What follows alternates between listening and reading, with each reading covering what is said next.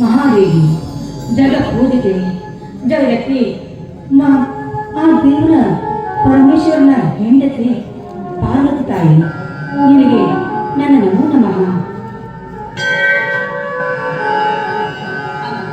ತಾಯಿ ನಮ್ಮನ್ನು ಹರಸು ತಾಯಿ, ನಮ್ಮನ್ನು ಹರಸು. ತಾಯಿ ನನಗೆ ಮದುವೆಯಾಗಿ 10 ವರ್ಷವಾದರೂ ಕೂಡ ಈಗ ನನಗೆ ಸಂತಾನ ಭಾಗ್ಯವಿಲ್ಲ. ಆದರೂ ನಾನು ದಿನೇ ದಿನ ಕೊಡುತ್ತಿಲ್ಲ. ಯಾಕೆ ಗೊತ್ತಾ? ಸೂರ್ಯ ಚಂದ್ರನಂತಿರುವ ನನ್ನ ಮೈದನಿದ್ದಾರೆ. ಅವರನ್ನು ನೋಡಿ ನಾನು ನನ್ನ ಪತಿ ಮಕ್ಕಳಿಲ್ಲ, ಹೊರಗು ನಮಗಿಲ್ಲ ತಾಯಿ, ನಮಗಿಲ್ಲ.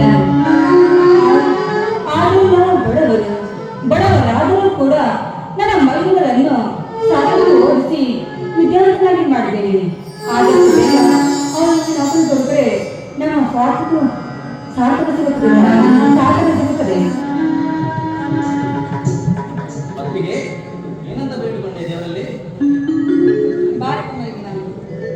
ನೋಡಪ್ಪ, ನಾನು ಏನು ಬಿಟ್ಕೋಬೇಕಪ್ಪ ಮೈದನ, ಮುಂಬರೋ ಪರೀಕ್ಷೆಯಲ್ಲಿ ನೀನು ಫಸ್ಟ್ ಟೈಮ್ ಬರಲಿ ಅಂತ ಆ ಪಾರ್ವತಿಯಲ್ಲಿ ಬೆಳ್ಕೊಂಡಿನಪ್ಪ.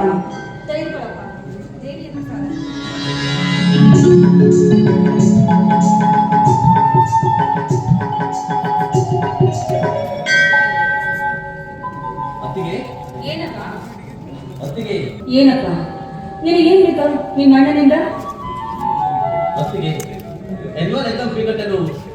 ನಾಳೆ ಕೊನೆ ದಿನ. ಮೇಲಾಗಿ ನನ್ನ ಜೊತೆ ಈ ಬಟ್ಟೆ ಬಿಟ್ರೆ ಬೇರೆ ಬಟ್ಟೆನೇ ಇಲ್ಲ.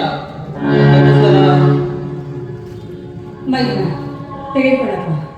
ಈ ಬೆಳೆಗಳನ್ನು ಎಲ್ಲಿಯಾದರೂ ಅಡವಿಟ್ಟು ನಿನ್ನ ಪರೀಕ್ಷೆ ಹಾಗೂ ನಿನಗೂ ಮತ್ತು ಚಿಕ್ಕ ಮೈದನಾದ ಭಾಷೆಗೂ ಹೊಸ ಬಟ್ಟೆ ತೆಗೆದುಕೊಳ್ಳಿ. ನಮ್ಮ ವಿದ್ಯಾಭ್ಯಾಸ ಅರ್ಥಕ್ಕೆ ನಿಂತರೂ ಚಿಂತೆ ಇಲ್ಲ. ಆದರೆ ತವರಿನವರು ಮಮತೆಗೆಂದು ಮಾಡಿಕೊಟ್ಟ ಈ ಬಂಗಾರದ ಬಳೆಗಳನ್ನು ಕೇವಲ ಪರೀಕ್ಷೆಗೆ ಹಾಗೂ ಬಟ್ಟೆಗೋಸ್ಕರ ಅಡವಿಡಲು ನನ್ನ ಮನಸ್ಸು ಒಪ್ಪುವುದಿಲ್ಲ.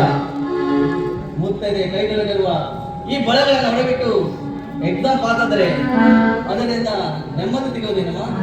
ಖಂಡಿತವೂ ಇಲ್ಲ. ನೀನು ತ್ಯಾಗಮಯತೆಗೆ, ಆದರೆ ಈ ಕೆಲಸ ಮಾತ್ರ ನನ್ನಿಂದ ಸಾಧ್ಯ. ತವರು ಮನೆಯವರು ಮಗಳನ್ನು ಬಂಗಾರದ ಬೆಲೆ ಕೊಟ್ಟು ನೋಡಿ ಸಂತೋಷ ಪಡುವುದಾದ್ರೂ ಏನಿದೆಯಪ್ಪ.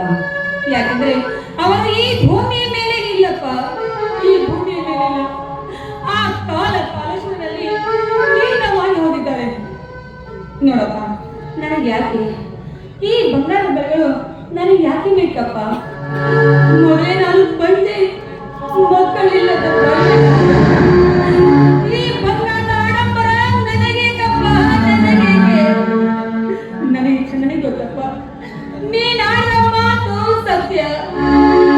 ಅಣ್ಣನ ಹೆಂಡತಿಯಾಗಿ ಬಂದವಳು ಅತ್ತಿಗೆ ತುತ್ತುಡಿಸಿ ಸಾಕಿ ಬೆಳೆಸಿದ ಹೆತ್ತ ತಾಯಿ ಸಮ ಆಗುದಿಲ್ಲ ಅಲ್ಲವೇನಪ್ಪ? ಅತ್ತಿಗೆ ಏನಂತ ಮಾತಾಡಿದ್ರು ಅತ್ತಿಗೆ? ನನಗೆ ತಾಯಿ ಸತ್ತ ನೆನಪೇ ಇಲ್ಲ. ನೀನೇ ನನ್ನ ತಾಯಿ, ನೀನೇ ಈ ಮನೆಯ ಕುಲದೇವತೆ ಎಂದು ತಿಳಿದುಕೊಂಡಿರೋ ನನಗೆ ಕೈ ತುಣಿಸಿ ಸಾಕಿಸಲಿ ವಿದ್ಯಾಬುದ್ಧಿ ನೀಡಿರುವ ಈ ಕರುಣಾಮಯ ಜೀವಂತ ತಾಯಿಯನ್ನು ಬಿಟ್ಟು ಆ ಸತ್ತ ತಾಯಿಯಿಂದ ಏನಾಗಬೇಕಾಗಿದೆ? ಅತ್ತಿಗೆ ಅವಳು ಜನ್ಮ ಕೊಟ್ಟ ತಾಯಿ, ನೀನು ಪಡೆದ ತಾಯಿ. ಖಂಡಿತ ಮಾತಿಗೆ ಇನ್ಯಾವತ್ತೂ ನಿನ್ನ ಮುಂದೆ ವಾದಿಸುವುದಿಲ್ಲ. ನೋಡ್ಚಂದ್ರು, ಅತ್ತಿಗೆ ಅಣ್ಣ ಬಂದಂತೆ ಕಾಣಿಸುತ್ತಿದೆ. ಹಾ ಚಂದ್ರು, ಮೊದಲು ಈ ಬೆಳೆಗಳನ್ನು ತೆಗೆದು ನಾವು ಹಾಗೆ ಮಾಡು. ಆದ್ರೆ ಒಂದು ಮಾತು, ಏನತ್ತಿಗೆ? ಪರೀಕ್ಷೆ ಫೀಸ್ ಕಟ್ಟಲು ಅತ್ತಿಗೆ ಬಂಗಾರ ಬೆಳೆಗಳು ಕೊಟ್ಟು ಅಂತ ನಿಮ್ಮ ಅಣ್ಣನ ಮುಂದೆ ಯಾವುದೇ ಕಾರಣಕ್ಕೂ ಹೇಳಬೇಡ. ಅತ್ತಿಗೆ ನಿಮ್ಮ ಈ ಕೈಗಳನ್ನು ನೋಡಿ ಅಣ್ಣ ಮೊಳೆಗಳು ಎಲ್ಲ ತೆಗೆದಿದ್ರೆ ಏನು ಗೊತ್ತಿದೆ? ಅದು ನನಗೂ ಹಾಗೂ ಅವರಿಗೆ ಸಂಬಂಧಪಟ್ಟ ವಿಷಯ. ನೀನು ಅದರ ಬಗ್ಗೆ ತಲೆ ಕೆಡಿಸ್ಕೊಳ್ಬೇಡ. ಆದಷ್ಟು ಬೇಗ ನೀವು ಹೋಗು. ಲೆಕ್ಚರ್ ಬೇಗ ಬರಬೇಕು. ಆಯ್ತತ್ತಿಗೆ, ಹೋಗಿ ಬೇಗ ಬರುತ್ತೇನೆ. ಆಯ್ತಪ್ಪ.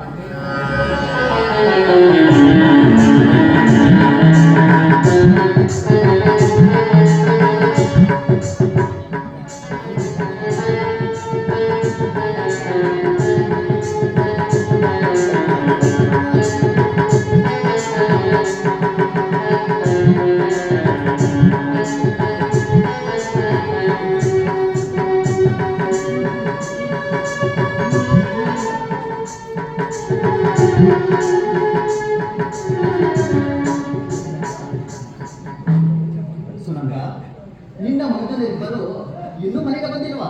ರೀ, ಬರುವ ಸಮಯವಾಯಿತು. ನೀವು ಕೆಟ್ಟಮಗ ತೊಳ್ಕೊಂಡು ಬನ್ನಿ, ಊಟ ಮಾಡಬೇಕಂತೆ. ಆ ದೀನ ದಯಾಳು ಬಡವರು ಬಂದು ಎಂದೇ ಹೆಸರು ಅಲ್ಲ. ಆ ದಿವಾಕರನ ಕಟ್ಟಗೆ ಲೆಕ್ಕಪತ್ರಗಳು ಪರಿಶೀಲಿಸುತ್ತಿರುವಾಗ ನನಗೆ ತುಂಬಾ ಹಸಿವಾದಂತೆ ತೋರುತ್ತದೆ. ಆದರೆ ಮನೆಗೆ ಬಂದು ಈ ನಿನ್ನ ಮಗು ಕುಟುಂಬ ಬಂದ ತಕ್ಷಣ ಆ ಮಾಯಾವಿಗೆ ಎಲ್ಲವೂ ಮಾಯಾವಾಗಿ ಕಾರಣ ಏನಂತ ಗೊತ್ತಿರಲಿಲ್ಲ.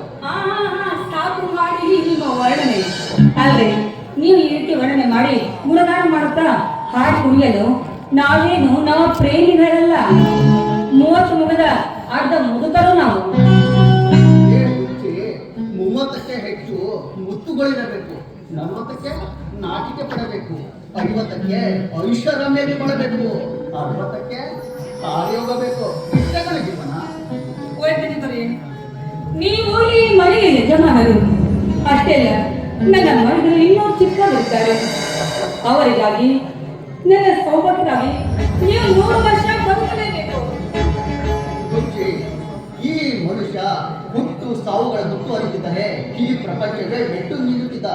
ಹುಟ್ಟಿಸಿದ ಶಿವ ಪ್ರತಿಯೊಂದು ಜೀವಿಗಳ ಸಾವು ಶಾಶ್ವತ ಎಂಬ ಹಡೆಪಟ್ಟಿಯನ್ನು ಕಟ್ಟಿ ಈ ಭೂಮಿಗೆ ಕಟ್ಟಿದ್ದಾನೆ. ಆದ್ರೆ ಸಾವು ಯಾವಾಗ ಹೇಗೆ ಆವರಿಸುತ್ತದೆ ಎಂಬುದನ್ನು ಮಾತ್ರ ಯಾರಿಗೂ ತಿಳಿದಿಲ್ಲ. ಈ ವಿಚಾರದಲ್ಲಿ ನನಗೇಕೆ ಸಾವು ನೋವಿನ ವಿಚಾರ? ಬನ್ನಿ, ಮೊದಲು ಊಟ ಮಾಡಬೇಕಂತೆ. ಆಟವಾಡಿದ ಮೇಲೆ ತಾನಾಗೆ ಹಸುವಾಗುತ್ತದೆ. ಮೊದಲು ಆಟ, ಆಮೇಲೆ ಊಟ ಮಾಡಿದ್ರೆ ಹುಡುಗಾಟನೇ ಹೋಗಿಲ್ವಲ್ಲ? ಹೋಗ್ಲಿ ಬಿಡಿ. ಆಟ ಬಂದಿಲ್ಲ. ಯಾವ ಆಟ ಅದು? ಸತಿ ಪತಿಗಳ ಪ್ರಣಯದಾಟ, ರಾಗ ತಾಳಗಳ ದಾಟಿಯಲ್ಲಿ ಹಾಡಿನ ರೂಪವಾಗಿ ಆಡೋಣ. ಆಡಿಸ್ತಾರ ನಿನ್ನ ಮೊದಲ ಆಡೋಣ. ಹಾಗೆ ಹೇಳಿದರೆ